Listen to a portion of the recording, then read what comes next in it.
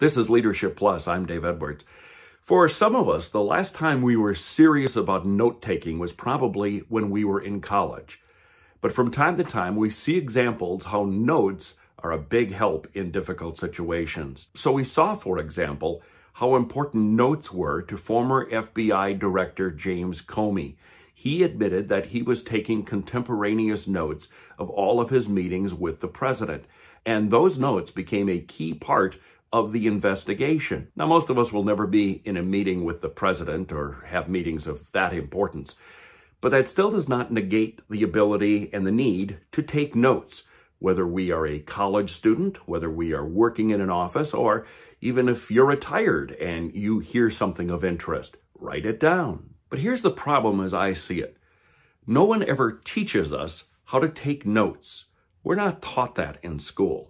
So when we get into a situation, let's say we're in an advanced class in high school or college or really wherever else, and we're called upon to take notes, we really don't know what to do. Some people make the mistake of trying to literally transcribe everything that they're hearing. I can't write that fast, but taking notes has become an important part of my professional and personal life. I just have a problem remembering things. But the simple act of writing something down, I don't know what it does. It tricks my brain into remembering what I'm writing down. Sometimes I don't really even need to refer to my notes, but it just seems like, for example, if I'm in a meeting and I'm writing things down, I'm paying more attention to what is being said. And if I'm in a large meeting or a lecture, the kind where you can kind of drift off a little bit, the simple act of taking notes keeps me more alert. My notes have really saved me along the way. I remember a time when there was a legal action being brought against me, and in meeting with my attorney, she was very impressed with the type of notes that I had taken. They were very detailed. Important quotes from meetings I had had with people were recorded. Dates and times were noted. It was a big help in fighting our case. Now, if you want to commit to being a note taker, one of the first things you have to do is always have something to write on. Maybe carry a little pocket notebook around with you. Have notepads wherever you are. That's the first and most important step, because if you don't have something to write on, you can't take notes. Some people use field notes or any number of commercial products that are on the market. I carry 3x5 cards in my pocket. I have a little notepad in my wallet.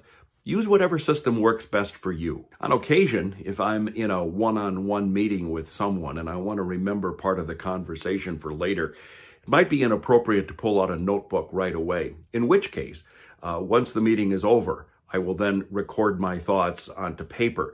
That's the way that James Comey did it. He didn't sit down with the president and write notes while he was meeting with President Trump. Rather, once the meeting was over, he would sit down and write up his notes. You can go online and find all different methods that are supposed to help you take notes. And I've tried many of them.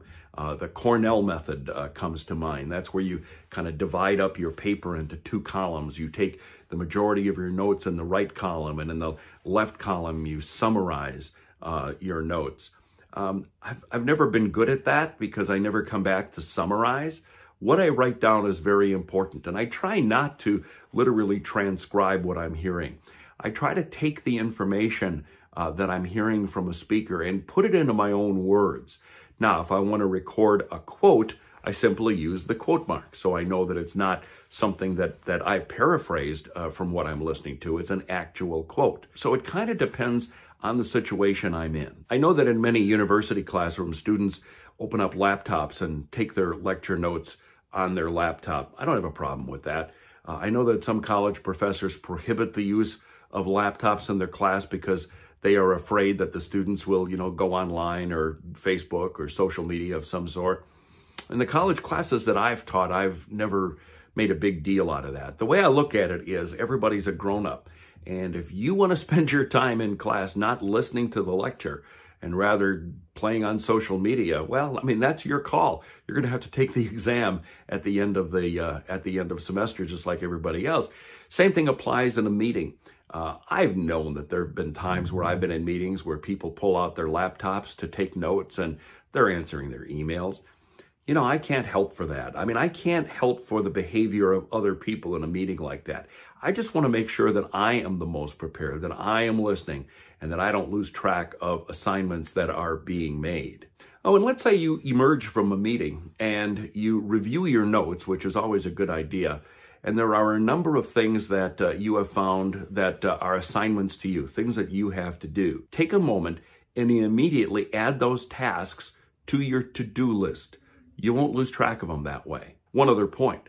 For those who are keeping notes on paper, it's extremely important that you don't lose track of them. I mean, one reason why I've actually moved to a digital system for all of my note-taking is because they're all stored in the cloud. And with the volume of paper that can come at you, it's very easy to lose track of notes that you have taken.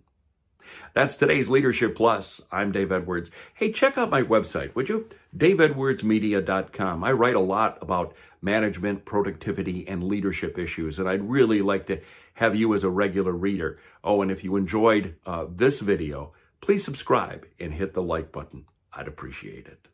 Are you managing a team but really want to lead your team? Hi, this is Dave Edwards. Discover the difference with my book, Be a Leader, Not Just a Manager.